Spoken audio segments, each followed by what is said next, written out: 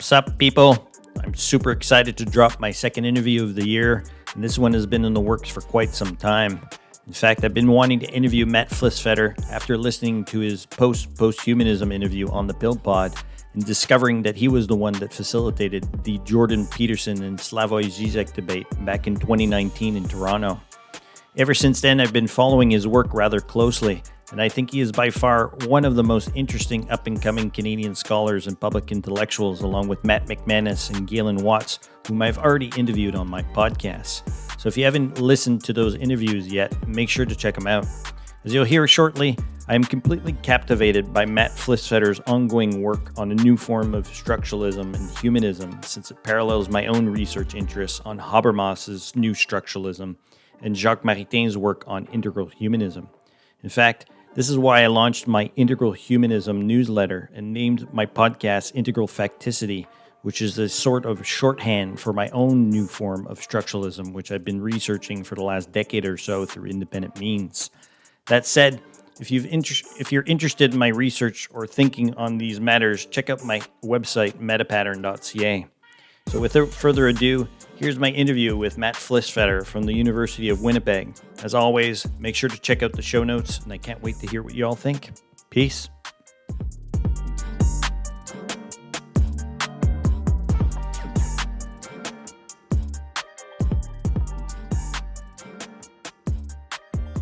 I actually came across your work because I've been following Matt McManus for quite some time, due to some of his writings that he eventually started to go out and post up on some somewhat controversial websites, and sort of attacking the Peterson phenomenon that had been coming up.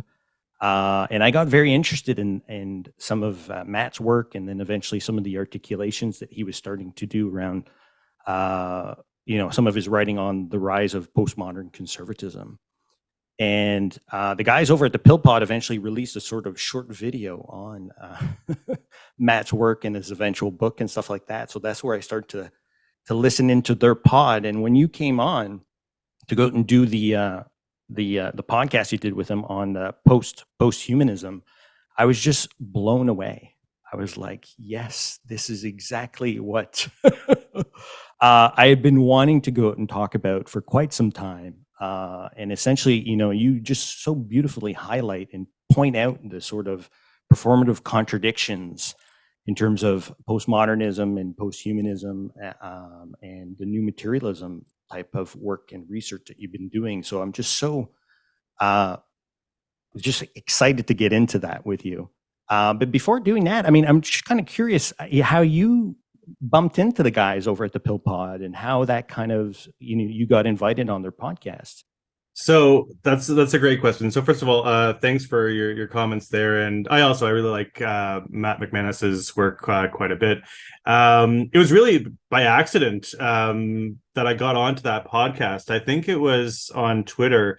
I was talking to Victor, or I had posted something about my work on humanism on Twitter, and Victor and I engaged in a discussion about some of the things that I was focusing on at the time. And he said, have you published anything about this? So I sent him an article that I had written that came out in the journal Postmodern Culture.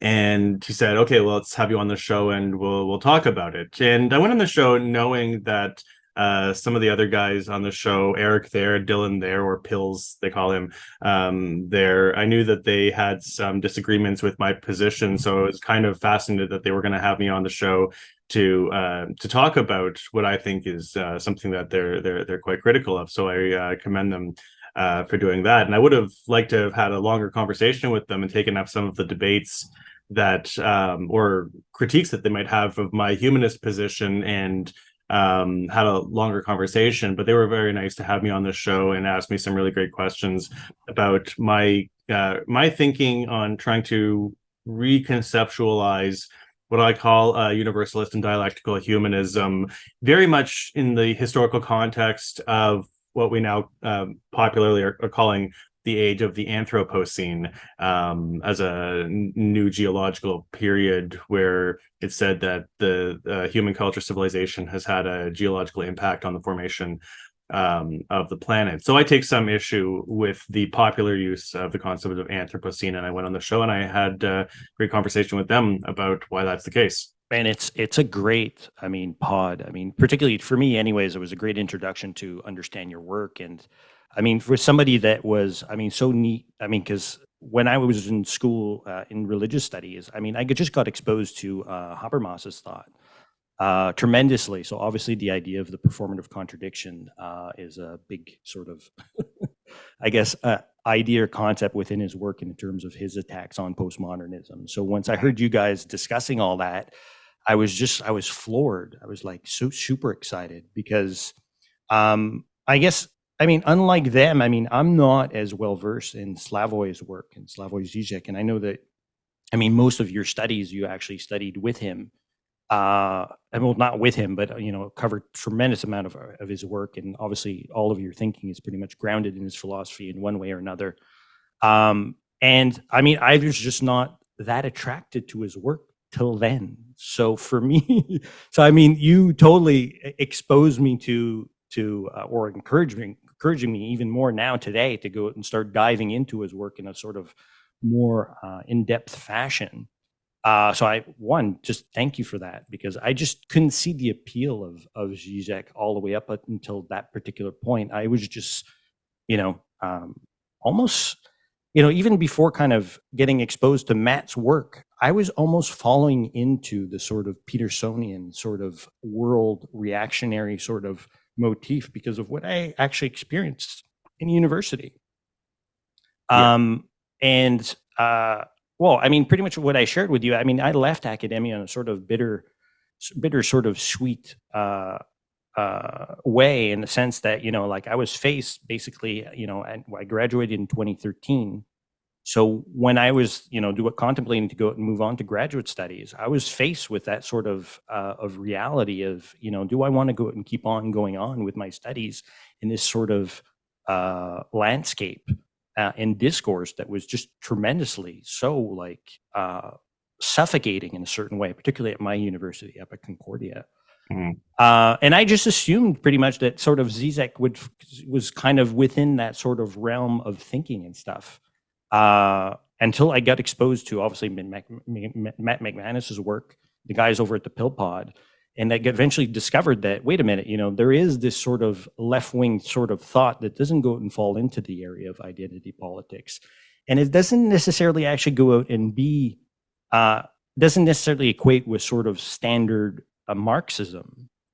And I guess maybe that's my first question to you is that, I mean, since you're talking about a humanism now, I mean, do you still consider yourself to be a sort of Marxist in a certain way? Or how do you kind of identify yourself within the sort of Marxist left tradition, even though you're Yeah, exploring humanism?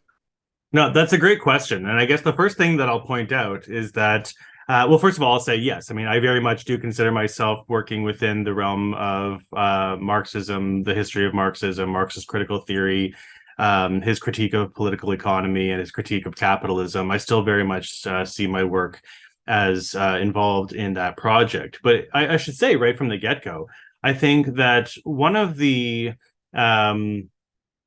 challenges I think today is the recognizing that there is a very important, a very significant stream of humanist thinking, not only in the history of Marxism, but also in Marx's work.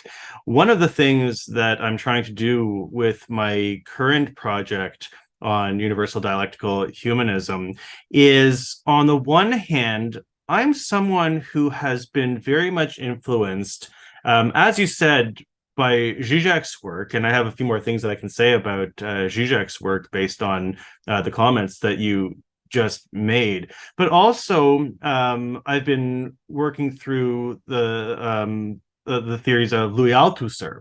And Louis Althusser was somebody that became very important for me very early on in my undergraduate studies. I started undergraduate studies at York University in Toronto, I did a double major in fine arts, cultural studies, and communication studies, and a minor in film.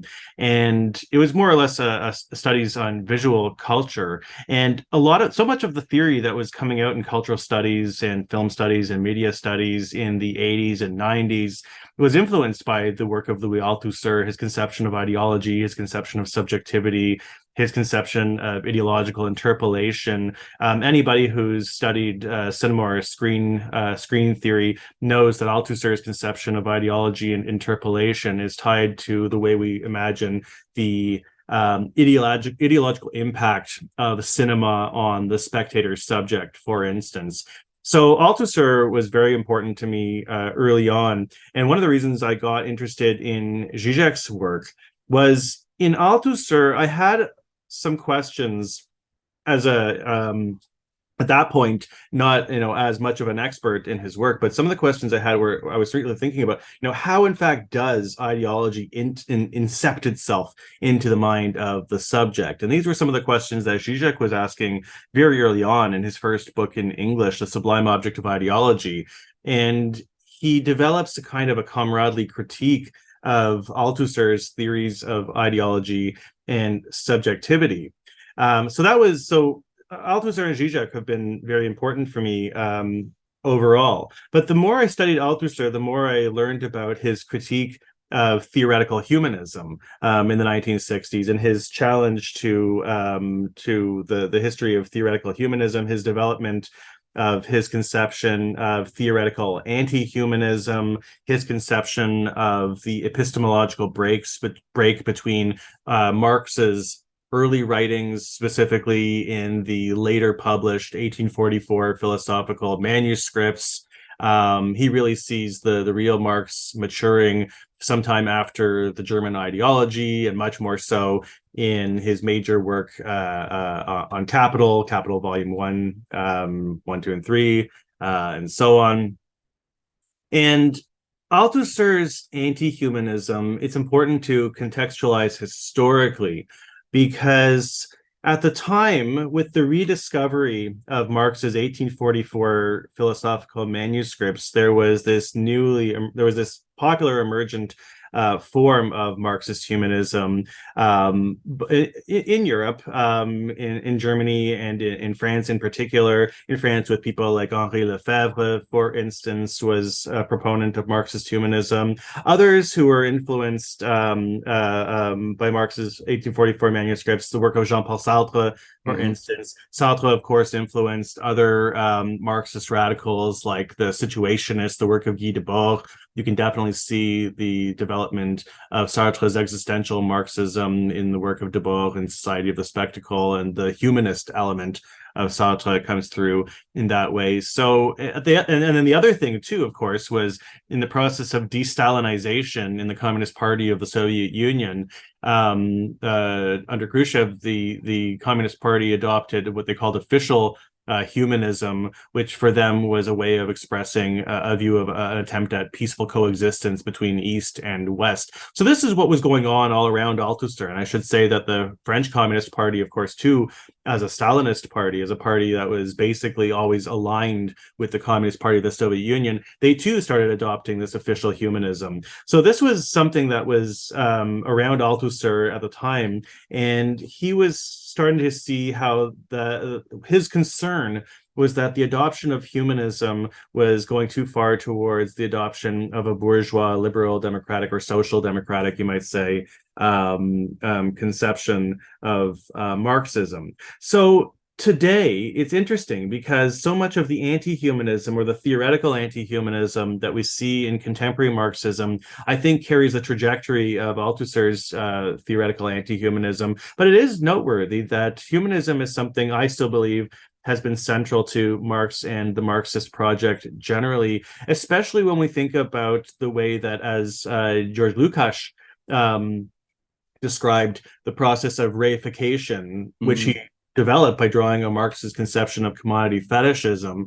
That reification, as he understood and as I understand it, and I think still as Marx understood it, is very much a way of describing a process of objectification that is equated with a kind of a dehumanization. So that what we see in capitalism, for instance, is despite a lot of the rhetoric you get in bourgeois and liberal discourse about the values of the human spirit and so on, I think that by reifying the globe according to the logic of the market itself is objectifying and very much dehumanizing. So my interest in humanism, I very much see as part of the Marxist project overall, in trying not necessarily to conceive of what are the essential qualities of being human, but humanism as a framework that I think is tied to conceptions of freedom, reciprocity, equality, all of the things that historical Marxism has been fighting for well over a century. Absolutely. No, yeah. And I mean, and for me as well, I mean, in terms of my introduction, in terms of Marxist humanism, I mean, I came in through Fromm. And I love Fromm in terms of his overall body of work. And I mean, that's actually what I had read up till the point where I actually returned to university. And he had completely fallen out of fashion. Nobody wanted to go out and talk about Fromm or Marxist humanism some particular way. And that's where I start to just get slammed with Habermas in terms of my professors, that the only person they would ever want to go out and talk about is Habermas when it came to the philosophy of religion and religious studies in a certain Can way. I just jump in quickly because Yeah. just on Fromm and Lefebvre, I mean, I appreciate their work very much, but even though I consider myself a Marxist and I consider myself a humanist, I Mm. my so much of what I'm trying to do also is to try to move away from the canonical Marxist, Marxist hyphen humanism, Marxist humanism, because Yeah. I still think that there's an idealist element in the way that Fromm and Lefebvre, for instance, Lukács as well, for instance, in some ways. I think they're drawing on, and so much of the what Althusser was critical of in Marxist humanism was the Hegelianization of Marxism. And I think the problem was not so much with Hegel, but the particular interpretation of Hegel that we get in Lefebvre and from in Lukács, and even in some ways in Marx, the interpretation of Hegel that imagines the process a process that begins with an alienation and then a process of disalienation or de-alienation that will return human collectivity or human subjectivity back to its essential origins or recombination with some notion of total man. And this is where I agree with Althusser, that I think that it's problematic to think about this, some conception of a return or revival of a basic human nature. One of the things that I get from Zizek's interpretation of Hegel, for instance, is the realization that alienation is not a contingent aspect of human subjectivity, but is rather a constitutive aspect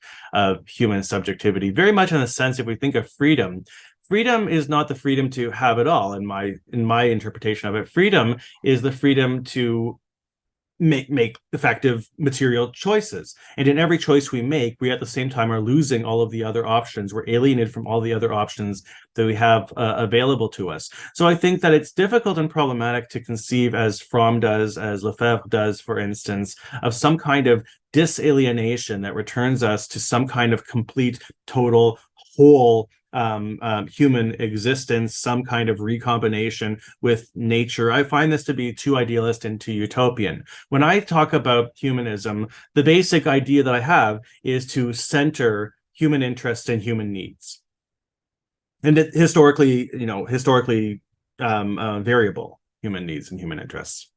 Great. No, absolutely. And I mean, because my own interest, I mean, eventually I got into Jacques Maritain's work, and Jacques Maritain's work on integral humanism was something that just completely captured me during the course of my studies. And so I was just bouncing back between Habermas and Jacques Maritain all the time, trying to go out and wrestle within, I guess, religious studies. Where does humanism stand today? Or what can humanism still go out and contribute? To I mean, the flourishing of human nature, essentially. And what role does religion actually go out and play into that? So I guess my approaching, I mean, my reaching out to you is I guess slightly different than everybody else as well, because I mean, I'm coming to you from religious studies. And now that I'm, out of religious studies, I wish I would have got exposed to Zizek's ideas, because obviously now I've, since discovered he's written quite a bit on religion as well, and he had obviously some interesting back and forth with Milbank, and I got exposed to that a bit, but I still never really kind of gravitated towards it in a certain way until now, and coming across your work, because you're talking about a larger or a new understanding of humanism, to me, that is just really exciting. That weaves in obviously the Marxism, obviously the humanistic and existential standpoint from what I've read of you either which way, and that your idea of technology as well is such a fresh air, because it's not negative. It's not like, hey, you know what, we need to go out and completely stamp this out or get rid of it. In sense, you're saying that no, we need to actually go out and reappropriate it in a healthier way for us to actually go out and actually actualize our full humanity in a certain way. And to me, that's just such so uplifting and hopeful in terms of a message, I think, compared to what the sort of standard critical theory and post-humanism sort of critical theory takes on stuff, right? That just wants to go out and completely, I mean, in a certain way, and get rid of the human in a certain way, that we're some sort of pathology that we need to go out and get rid of. So I guess my question now is, I mean, because obviously I know you're not a religious studies scholar. I mean, you're a media and communication theorist and stuff like that. But I mean, I've been dying now to sit down with you and trying to just get a bit of a feel in terms of how you see religion actually kind of fitting into your ideas of humanism. I mean, I don't think you're allergic to it. I've never seen anything kind of come out of you either on Twitter or anywhere that you're completely allergic to religion in a certain way. So I was just curious to hear, I guess, some of your thoughts on that a bit. That's a good question. So I should say that so my own background. So I'm Jewish. I'm not a religious Jewish person. I identify as Jewish as part of my culture and my nationality. As a Zizek scholar, his writing on Christianity and his position as what he calls himself a Christian atheist, I've always found very fascinating. And I've kind of read his Christian atheism in terms of the way that he interprets the logic of spirit in Hegel's writing. And I think that for him, he sees Hegel's Christianity as a very much of a kind of materialism. I will say that, and this is a thought that I've had recently as I read through the chapters. So Zizek co-authored a book with my friend Agon Hamza and Frank Ruda. There were two. There was one called Reading Marx, and then a new one called Reading Hegel, which I think came out last year. I think it came out last year. And it was in reading Agon's chapter that I started to think more and more about the impact or the influence of Christianity in Zizek's writing. And it became apparent to me that one of the reasons why I think Zizek maintains a kind of an anti-humanist perspective has to do in some ways with his reading of Christianity. Now, I should say that even though I identify as a humanist and I've been influenced by Zizek's work, and he continues to refer to himself as an anti-humanist. The humanism that I espouse, I think, has been influenced by his return to Hegel, his return, as he puts it sometimes, moving from Marx back to Hegel. And I interpreted him for a long time, and I still do in some ways. I interpret him, despite what he says, as a humanist thinker. But it was after reading Agon's work and then thinking more about Zizek's focus on Christianity that I started to realize that I think that where his anti-humanism comes in part, I think it's still as a critique of liberal bourgeois and even the Marxist humanists of the 20th century. But I also think it has to do with the way he interprets the function of spirit in Hegel's phenomenology of spirit, for instance, or objective spirit, in a certain way, in the sense that, and even in Hegel's understanding of history, the owl of Minerva, and so forth. The idea of in psychoanalytic terms, the function of Nachtraglichkeit, or retroactivity or afterwardness. That we can only ever know, for instance, we can only ever know historical inevitability after the fact. I mean, that's a Leninist kind of way of interpreting it that goes against so much of the Stalinian doctrine of, the proletariat and the Communist Party serving the purposes of history, that there's the teleological sense of history. Zizek's position is that you can never actually know historical inevitability, of course, until after the fact, and that was Hegel's position as well. But in the process of acting still without any certainty and contingent conditions, we still do ultimately act out of necessity. And it's in this acting out of necessity that we have the building of what Zizek, drawing on Hegel, refers to as the silent weaving of the spirit. That we're helping to produce spirit in our acting in a kind of in a blind way, right, without any prior knowledge of it. So there's that way of thinking about religion that I get from Zizek in that sense. And I think that for him, at least, it contributes to the way that he thinks of himself as an anti-humanist, or he sometimes refers to himself as an inhumanist figure. And his inhumanism is tied to the way in which he thinks about the Freudian category of the death drive, that we are propelled to act not out of some conscious sense of what we want, but by way of some unconscious relationship to our enjoyment. I think that for him, humanism is this conception of, we're fully self-aware, fully conscious of what we want, how we act.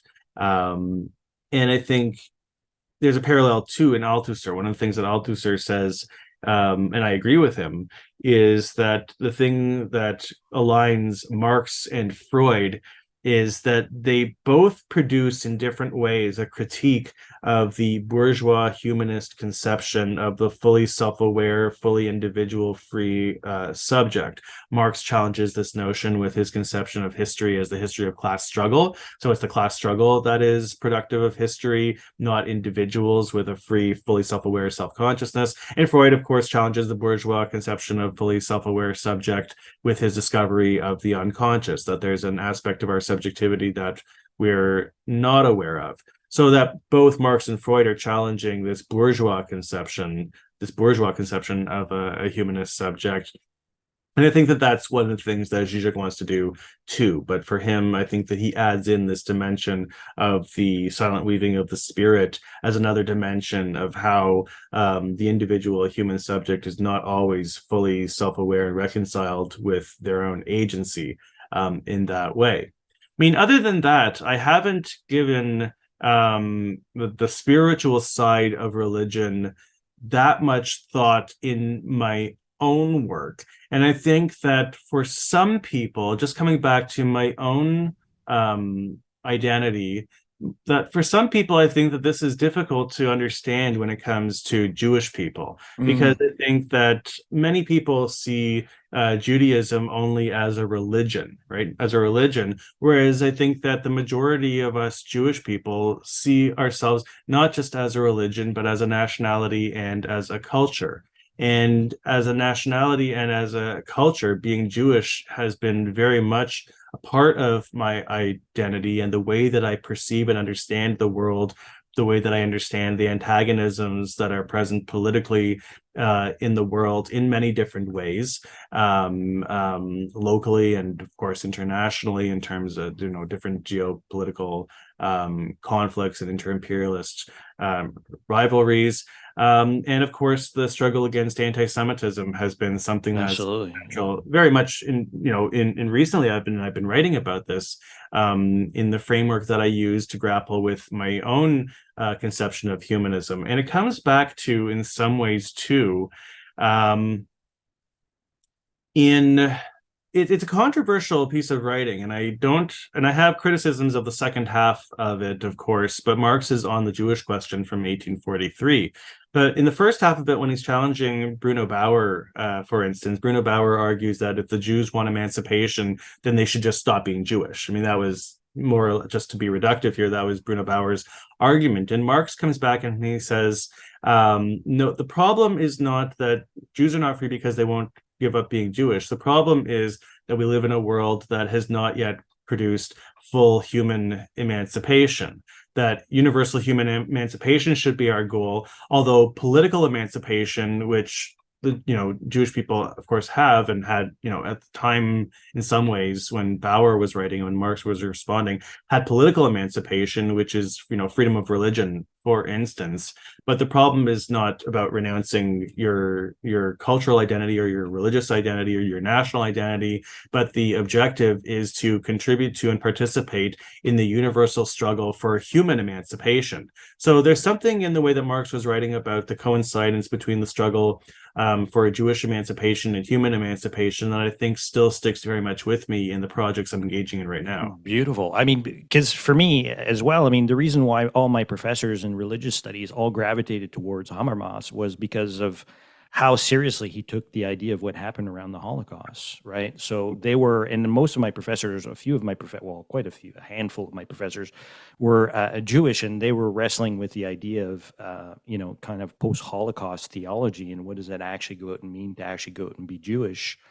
And that had a tremendous impact on me in terms of the course of my studies. And in fact, I mean, that's pretty much where we ended up focusing a lot of our energy when we were talking about critical theory and religious studies, is this confluence, obviously, of everything that grew out of the Frankfurt School, and it needs to go out and be taken very seriously because of everything that happened. And I mean, as a Catholic as well myself, I mean, obviously, the everything that Catholic did as well during the Second World War, and our participation in that as well.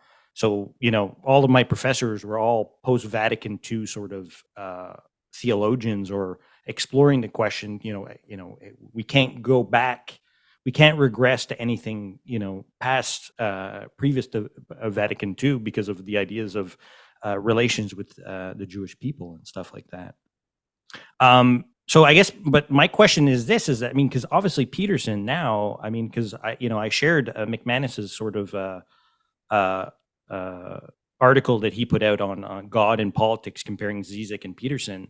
And to me, this is where it gets really frightening with Peterson in a certain way, right? Because he's, he has the backing of a lot of fundamentalists, and he's talking a lot of the time with these so-called sort of, the new right or postmodern conservatism or this new nationalism sort of movement.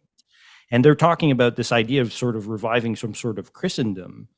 And that to me is just like, what is going on, obviously, in terms of this, and what does it actually go out and mean for Jewish people that are living within, Western democracies, or even Muslims, and what does this mean for, interfaith dialogue when it comes to living in so-called now post-liberal, sort of nation states, whatever the hell that means. So I guess my question is this: is it because obviously you butt heads with Zizek on this over not only the humanism aspect, but obviously I'm assuming a bit somewhat of you can't really relate to him on the Christian sort of dimensions to his work. But also, if I understand correctly, the idea of humanism is very much in flux. So you're talking about your own sort of new humanism, if I understand you correctly. Like, you're really pushing towards some sort of new humanism. Instead of just a renewal, because sometimes you hint at renewal at times, and at other times you're thinking, so I'm curious to see if you see this as a well, you even refer to it as we need a new structuralism and some form of humanism. And I was curious to hear, a bit more your thoughts on that, and whether you think this is something that's on the horizon, this is something new that's emerging out of this, everything that's been going on for the last, since the 1960s in a certain way, and and the tensions around the culture war and everything else. Yeah, no, those are great questions. There's a lot in there, so I'm gonna try to respond. Yeah.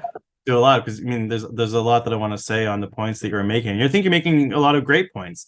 The first thing I would say is I don't know if I would say that I'm butting heads with Zizek so much as I'm trying to reframe what I think he's doing, but according to what I see as a discourse and a rhetoric and an aesthetic that centers on humanism.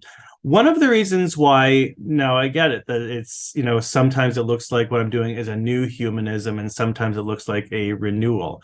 I'll say that the first part of why I might call what I'm doing a new humanism is because I'm trying to, via Zizek and Althusser in some ways, I'm trying to challenge the humanism of the Marxist humanists, because largely I think that they have a reading of Hegel that I don't agree with, and that I think, based on Zizek's interpretation, and then, of course, going back to Hegel's texts myself, I think that Zizek is correct in his interpretation of Hegel, and he points out some of the errors that were made, not just in the Marxist humanists, but I said even in Marx. In Marx, for instance, the way that Marx, both the early and the later Marx, I think the way that he interprets, and then Engels too, the way they interpret the category of the negation, which I think for them reads very much as a kind of linear historical trajectory. Whereas in the way that I read Hegel's negation of the negation through Zizek and through Zizek's Lacanian reading of Hegel, I see the negation of the negation as something that has much more to do with the way in which the subject engages with and reconciles with its own freedom, or way it reconciles with its truth, and the way that it reconciles with the inevitability, the intractability of contradiction, that there's no reconciliation in terms of the elimination of contradiction, but that ontologically contradiction and incompleteness are central to the reality that exists. The reason why So that's why I'd say that my humanism is maybe new, in the sense that it's trying to break in some ways with the understanding of humanism that you see in the Marxist humanists and in Marx himself. The reason why I say it's a renewal of humanism is because I think that even, from the Renaissance, the Enlightenment, going forward, that there's something about the rise of secular humanism, and the materialism of secular humanism, and the notion that we can produce, out of the existing dilemmas that we face, we can produce conceptions of the kind of world, the kind of society that we want to build, the kinds of structures and institutions that we want to build to maximize freedom. And I think the reason we want to maximize freedom is because, at least as I understand it, individual freedom is dependent upon the freedom of the whole. There is no freedom unless we are all free. So that's why I speak of a universalist humanism. But as a materialism, as a secularism, and as a materialism, my argument, based on the traditions of Renaissance, Enlightenment, and even in some ways the original goals of bourgeois humanism, is that nobody can produce this but us, that we are responsible for producing the conditions in which we wish to live. As well as, again, drawing on Enlightenment humanist goals and ideals such as freedom and equality, responsibility, reciprocity. I mean, these are all of the qualities of humanism that I aim to renew in the work that I'm doing. So the new part is really trying to, still within the framework of Marxism, challenge the understanding of humanism you see in the Marxist humanists, and challenge the interpretation of Hegel that you see in Marx in some ways, not in all ways, but in some ways, the category of negation in particular, but then renewing what I think are essential characteristics of humanism that we get from the Enlightenment tradition in particular. Sorry, so there was a lot there. I'm trying to remember. No, and that's perfect. Well, I mean, I love the fact that you're. I was going to say, sorry, the new Yeah. structuralism. You asked about structuralism, because that's something I get asked about a lot. Because my last book was called Algorithmic Desire Toward a New Structuralist Theory of Social Media. Now, the structuralism that I'm thinking about here as the old structuralism, if you want to call it that, is the structuralism figures like Claude Lévi-Strauss and even Althusser's structural Marxism. And these are the traditions of structuralism that I believe I'm challenging in my Algorithmic Desire book. And I'm conceiving of a new structuralism, of course, based on Zizek and his comrades in the Ljubljana school, Milan Dolar, Alenka Zupancic. And if this is going to be a very crude way of trying to explain this, but I've talked about this with a little bit with Todd McGowan, I think, and I've talked about it with Zizek a little bit, but thinking about the way in which this new structuralism is almost an overlap of dimensions of Lacan with Sartre, which, sounds like it wouldn't work because I think that they were in some ways philosophical, theoretical enemies. But the key point for me is in the Ljubljana school, imagining the structure as incomplete, as fissured by gaps, fissured by contradictions. And it's in the position of the contradiction that we're able to locate the position of the subject. So it's a structure as an incomplete whole that I'm trying to conceive in the way that I articulate this new structuralism. And the work that I've done on humanism is trying to think of, okay, well, what are we going to, how are we going to respond to this gap, this hole? What concept do we need to complete, not to complete, but to reconcile with the gap that's always present within the structure. For Zizek, the concept, of course, is communism, and for very important political and historical reasons, I don't think that that's a useful concept for interpolating a mass public that wants to build. And when I say structuralism here too, I mean building structures, not just destroying structures, but building structures that we require, institutions, frameworks, infrastructures that we need for our freedom. So what concept is the most valuable for doing that? And I think it's humanism. Zizek thinks it's communism. I think it's humanism. But but there's very, very little that I think we disagree on. Otherwise, even though those are concepts that develop our thinking. You asked, just as I'm talking, you asked about the way that religion and Christianity plays a function in Peterson, and even the way that Peterson has been able to interpolate, to address, and to include in a certain way folks who feel like they're not being addressed by left discourse. And I think that that's one of the things that has pulled people towards that perspective. In other words, I think that even though I'm not a religious person, I think that it's a huge failure of left discourse to exclude people who are religious. Right? Absolutely. Christians, Muslims, Jewish people, religious Jews. I think that it's a huge, and this is it's also one of the reasons why I don't know if I'll say outright, I don't consider myself, even though I identify as a Marxist, as a socialist, I don't see myself as a leftist. I think that left-right dichotomies are useless in understanding the existing political terrain and even the ethical dimensions of politics today in the sense of what is to be done.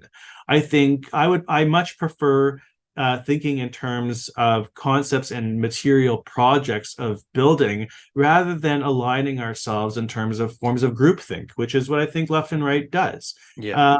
And it's now there are, of course, I don't want to exclude this. There is, of course, a history of left projects that do draw on and are built around religious projects, religious understandings of the world. But I think that there's a particular type of left discourse in Western Europe, in the United States, in Canada, that I think sees religion merely as a kind of a right-wing, moral majority type thing. And I don't think that really speaks to the worldviews of so many people. Yeah. And that's something I think that somebody like Peterson has picked up on. And I think that is one of the things that makes his rhetoric, and I don't mean rhetoric in a negative way, I just mean his level of persuasiveness Yeah. right? I think that's what makes it so appealing to so many people. And the other thing that I think Peterson has done is I think that, and I'm not saying everyone. I'm not saying everyone here. So this is, I want to be clear on this, but I think there's a version of left discourse that is in some ways anti-masculine, that without recognizing that there is within 21st century capitalism very much, and neoliberal capitalism, very much a crisis of masculinity, and that there are a lot of young men in particular who are dealing with this crisis of masculinity, and it's impacting their mental health. So Peterson is somebody who's speaking to this, and he's acknowledging the difficulties that young men are facing. And it's, I don't want it to just I mean that it's just young white men. I think that it's a multiracial Absolutely. experience Yeah. that many young men are having today. Now, I don't agree with his prescriptions for how to deal with the crisis of masculinity, not even close. But I do think that he's picking up on something that much of the left discourse in Western Europe, and I mean, the English speaking world, I should say, Yeah. the United States, are neglecting. So that's Absolutely. where I think a lot of his appeal Yeah. comes. No, and I mean, this is why, I mean, I launched my podcast in honor of Michael Brooks, because I mean, Michael Brooks was just able to go out and break down these barriers, and particularly to talk to the left, or synthesize, well, uh, not alienate religious and spiritual people on the left. And obviously he leaned on Cornel West very much to go out and, and weave in that stuff in terms of his thinking, and obviously his online work that he was doing. So, I mean, and, Ben Burgess and Matt McManus's ongoing collaboration and their writing on the right as well falls very much in line with that. So that's why I've gravitated towards their work. And I see that in you as well, is that, I mean, this new humanism that you're trying to articulate is making room for all of this. And to me, I mean, anyways, I think that's exciting, because I think, like, as you're moving to try to articulate this sort of new structuralism essentially is constructing this new humanism that can actually go out and make room for all of these, this phenomena that's there, right? And how we can actually go out and talk about it skillfully in a certain way. And that's why, I mean, I've been so excited, like, since I've discovered your work. And I'm happy to hear, all of this in terms of, your ideas in terms of religion, and how you view the left, and how the left in terms of discourse could definitely go and improve when we're talking about, the idea of spirituality and religion. And even Zizek, I mean, now that I've been exposed to it a bit more, I see this as well in his work.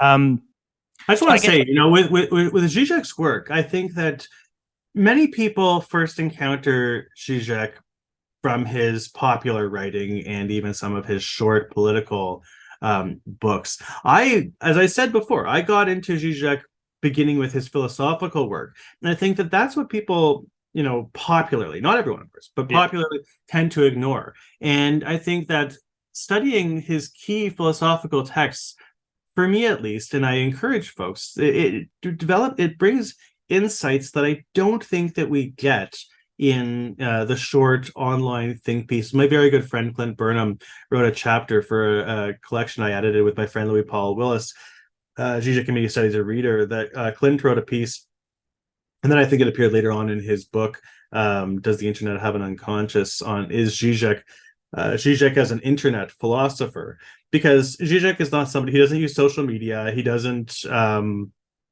he doesn't have a YouTube channel. He appears on Exactly, yeah. and he does talks that are on YouTube.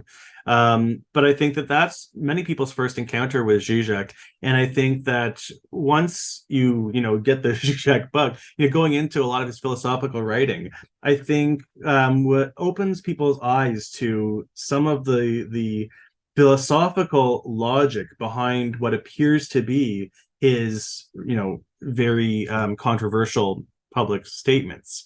And I have mixed feelings about how he does that, but I think that a deeper understanding of where he's coming from can help to understand and grasp the logic of his writing. And I think that one of the event, and I should say one of the if I hope I'm remembered for anything, it's being part of the organizing the debate between Zizek Exactly. Yeah. and Peterson. But that was such an eye-opening event for me, at least, because it changed my view around a lot of things, including free speech, the platforming debate. And what Zizek did was he addressed Peterson's fans on their own terms. He Yeah. addressed them on their own terms. And he said, look, I understand where you're coming from. I understand what you're dealing with. I understand the solutions you've been offered. I don't think you've been offered the right solutions. And I think that you should try to expand your horizons a little bit. Right. And I think it worked. And I think that it worked. I mean, there Well, was I'm case in point. I mean, I'm walking embodiment of that in a certain there you way, go. where I was Yeah. gravitating towards that sort of reactionary stance on the right, particularly the way McManus was referring to it. And I mean, I have McManus to go and walk me back from that position Oh, essentially, that's right? great.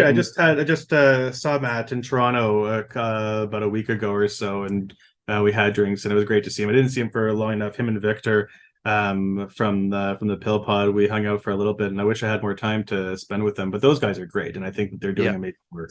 yeah, no, his work is out of this world in terms of the writing. I mean, just the production of all of the writing he Oh, he's pumps very out. prolific. Very Yeah, prolific. exactly. So, I mean, to me, it's been a fantastic education on that. The other question too, though, that I want, I mean, we probably go and finish on this as well, because I really appreciate what you're talking about in terms of a new humanism instead of what Adrian Johnson is sort of kind of floated around in terms of a new German idealism. And I'm happy to hear you kind of flesh out some of this thought of, some of your differences between the materialist, well, new materialism, or I think he categorized himself more as a materialist, where you would categorize yourself more as a humanist. And I'm happy to hear as well that you're not so stuck up on the idea of, we need to maintain some sort of secularism. We can actually go and drop that if we have a healthy humanism.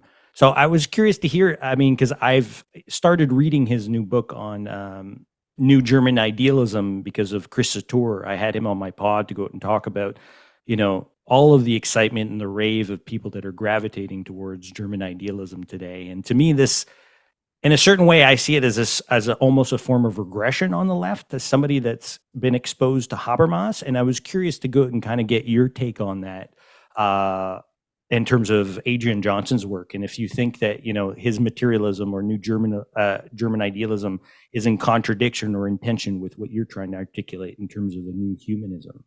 Yeah, so that's a great question. I mean, the first thing I'll say is that I am absolutely amazed by Adrian's output.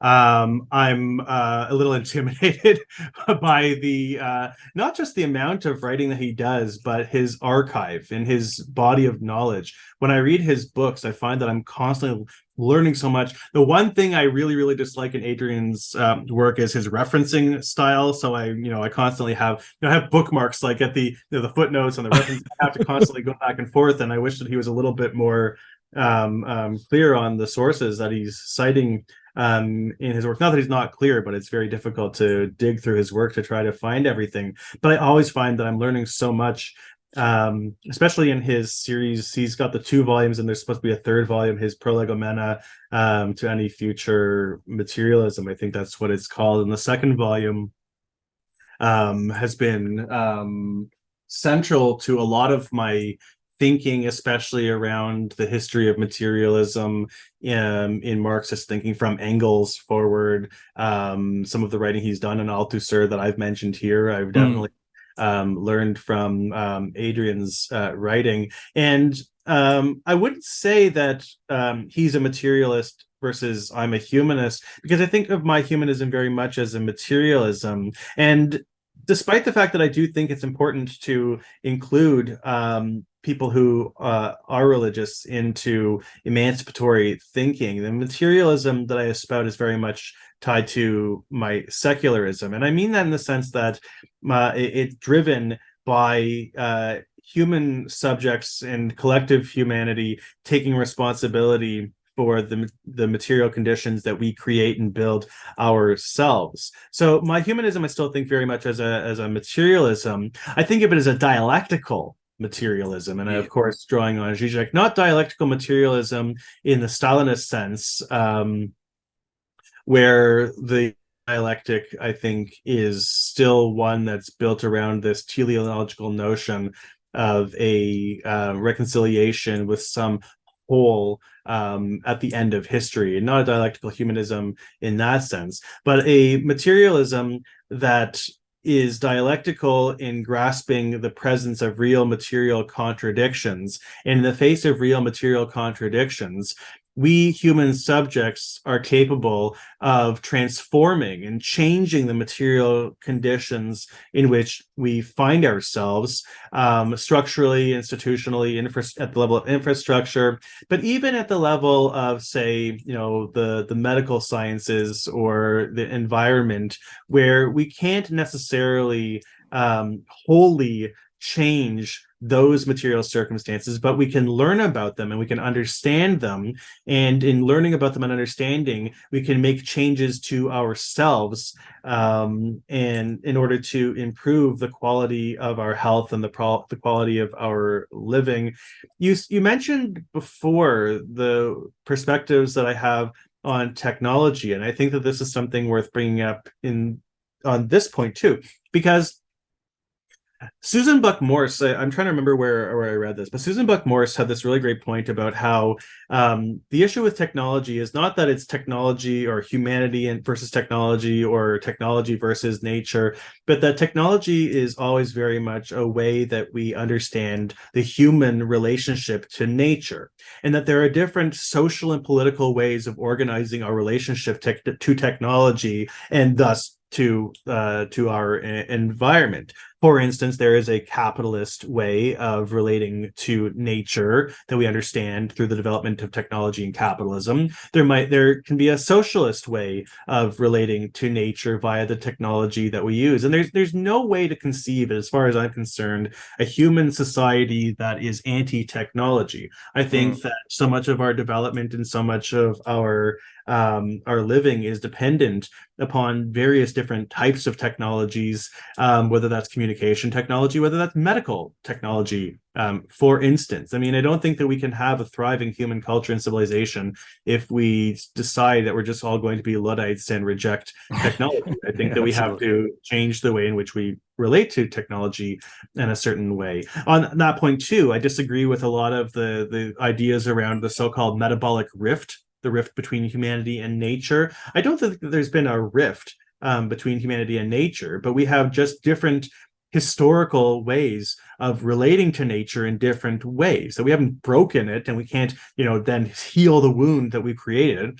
It's just a matter of thinking about the different structures we want to build in terms of how we're going to relate to nature via the technologies that create the possibilities for human living and civilization. Now, where I disagree with Adrian is his notion of, he calls it a transcendental materialism. So I've said that my humanism is a dialectical humanism that's drawing very much on Zizek's dialectical materialism that he gets in his rethinking of Hegel. And it's a rethinking of Hegel as a dialectical materialism that he's positing against the so-called new materialism. But Adrian's transcendental materialism is a little confusing to me, because this is where I find myself coming up to the dilemmas of idealism, the idealism that I think the dialectical materialism, even in Marx and Engels, is challenging in a certain way.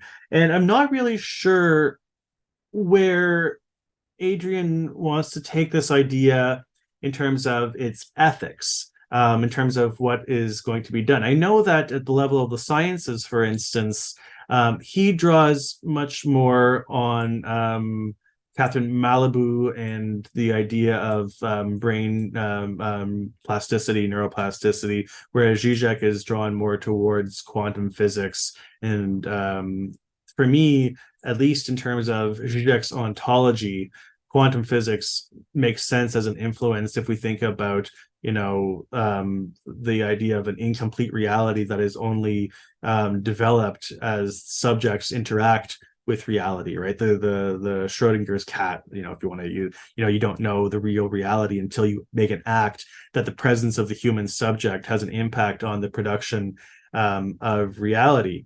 The other thing in Adrian's work too that I'm kind of trying to figure out is the way that he, and maybe I'm wrong on this, and I have to look at this again, and it's been a while since I've read the German idealism book that you mentioned, as well as Adventures in Transcendental Materialism, I think was one of the other books. But I'm trying to understand where, I mean, he refers to Zizek sometimes, I think, as a monist or as a Pantheist. panpsychist.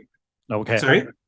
A pantheist, no? Or a No, panpsychist? not just pantheist, but a panpsychism. So the idea Okay. that not just human subjects have a mind, but that all things have a mind. And I think that Adrian interprets Zizek's work as imagining that all of reality has a mind in some way. Maybe I'm wrong in this, but I think I've heard him or seen him mention this before, or the idea of a monism, because I think that many people attribute a monism to Hegel, that there's one substance of reality, the way that Spinoza is a monist, that there's one substance or one type of substance of reality versus a dualistic thinking, the split between mind and body. And I don't think that those are the only options. I think that there's a dialectical way of thinking that sees not just a oneness and not a two-ness, but that reality is fissured by contradictions, gaps, cleavages. This is where Zizek's work on interpreting the Lacanian logics of sexuation, and Lacan describes the feminine position as one of a not all.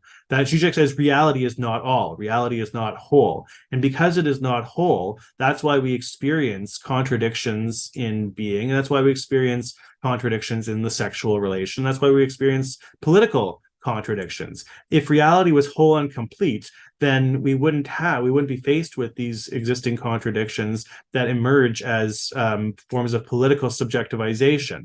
And that the way to grapple with this is to acknowledge that the only path towards reconciling with truth is to make a choice, to choose a side in a political antagonism, for instance, to choose a side and to take its logic all the way to its end point, take a side, to subjectivize that side, and to follow the logic of that side all the way to its ultimate limit point.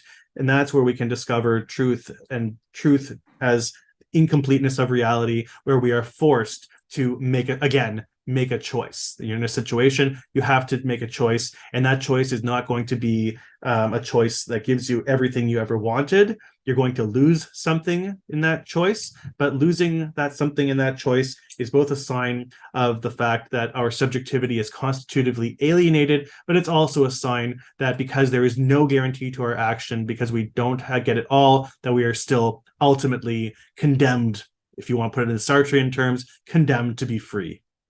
Got it. Yeah, no, I mean, I mean, I'm enjoying Adrian's work so far, but I'm skeptical, I guess, because of how much I've been exposed to Habermas, is this idea of going back to German idealism. I appreciate the idea that, he's trying to go and weave in some sort of transcendental answer into his dialectical materialism. But so far, I mean, just, if I put my cards out on the table, I'm just much more sympathetic to your kind of idea of trying to come up with a whole new structuralism and humanism. To me, that just seems to fit. I think Habermas would agree with you, put it you that way. I think if you had longer, I mean, I'm not an expert on Habermas, but if you had longer, there's so much more we could say about Habermas. I mean, my studies of Habermas are limited to his work on the structural transformation of the public sphere, his work on communicative action or communicative reason, his book on modernism and postmodernism. I'm forgetting the title at the moment. It's a great text, and I recommend reading it. But I still find him to be a little too liberal in his orientation. Yeah. Well, I can see that. I can see that in terms of where you. But I mean, I have a great respect for Habermas's work. One of my favorite pieces of his writing is his text, "Modernity: An Incomplete Project." I think that's the title of because I agree with him that I think that. But as I put it somewhere, I think that it's not that modernity is only an incomplete project, but that incompleteness is the major discovery of modernity. that in modernity we discover, and this is what I get in Zizek again, is that we discover that incompleteness is still very much a constitutive part of our being, our reality, and there's our subjectivity Okay. as well. And that's part of what makes it infinite in a certain way. Yeah. No, I mean, but all of your work, I mean, I find to be captivating. Adrian's work as well speaks to me a bit more in terms of the compared to Zizek, because like you said, I mean, he goes towards physics and stuff like that, and I just think that's a bad move. I think I think, I Adrian's, mean, I should say that I love Adrian's work, and I'm yeah, very much in awe of his work, and yeah, I find his work so very, very intimidating. But I love and I learn so much from reading Adrian's yeah. work. No, I mean, from what I've read so far, I mean, it's been fantastic, and And I I think mean, the to point me, about it's German, an interesting way for me to, in sort of dialectical tension, the way I'm learning it, anyways, is that you guys dialectical. The sort of back and forth that you guys have had with Zizek, over the years as well, I think to be really fascinating. And just to see this whole new cohort of thinkers that are moving into the universities now, that are starting to go out and develop and launch their careers at this point. So to me, this is just a really exciting time to go out and witness and see all of this sort of happening all at the same time. I mean, there's but a lot of make no mistake, we're very few and far between. Uh, that's true, the yeah. positions that I challenged, the post-humanists, the new materialists, even a lot of bourgeois liberal. I mean, that's still very much part of the traditional, the at least in Canada, and I think in the United States. I can speak much more about the Canadian situation, but this is still very much. I mean, if don't buy the argument that universities are just these postmodern neo-Marxist or whatever. In fact, I would prefer if you said it liberal Maoism, but that's a longer conversation. But as Zizek said to Peterson, where are the Marxists? Where are the Marxists? We are very, very Yeah. few and far between. Absolutely. No, I mean it's been I mean all of it. I mean it's just wild to go and witness. I mean I've been going down memory lane now. I mean back to when I was in university in terms of the Quebec student protests, and then I graduated in 2013 and the whole spill out of that, right? And I was in that sort of cacophony of madness on that point, right? Where we're seeing all these fractions within the university. And to me, it's amazing now what was going on. It's all of a sudden it's spilt out of the university in terms of the public sphere. And Yeah. that to me is an interesting dimension as well when I think back to Habermas's work.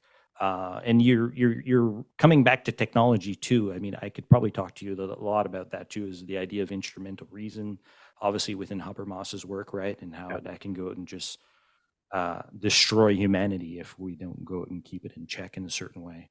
And Uh, Marcuse too. I mean, I failed to mention Marcuse when I was talking about the humanists, but Marcuse is somebody who has been influential in humanist circle, but he's also somebody who I very much disagree with in other ways, because he maintains the same sort of model of alienation and then disalienation via a certain reading of technology that I even see, and I'm writing about this. This will be one of the chapters in the eventual book, comparing Marcuse to Marshall McLuhan's historical trajectory of media. But as you say, it's a much longer conversation that I'm happy to have another time.